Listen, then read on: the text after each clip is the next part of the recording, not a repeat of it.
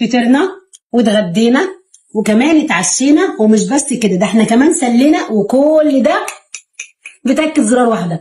قلايه رافال ما شاء الله اللهم بارك، قلايه هوائيه مش قلايه عاديه، قلايه رافال الهوائيه ما شاء الله اللهم بارك، بتعمل لك الاكل وايا كان فطار غدا عشاء تتسلي كمان كله في غمضه عين. تعالوا نشوف الحلويات دي عملناها ازاي، وايه قلايه رافال ديت الجديده، وهي فعلا جديده، حجمها كبير ومعاها هديه مش هتخطر على بال. تعالوا نشوف التفاصيل بتاعت الفيديو، اوعوا تقفلوه الا لما تشوفوه الهديه، واوعوا تنسوا ان قلايه رافال الهوائيه احسن وانسب اختيار ليك يا ست البيت.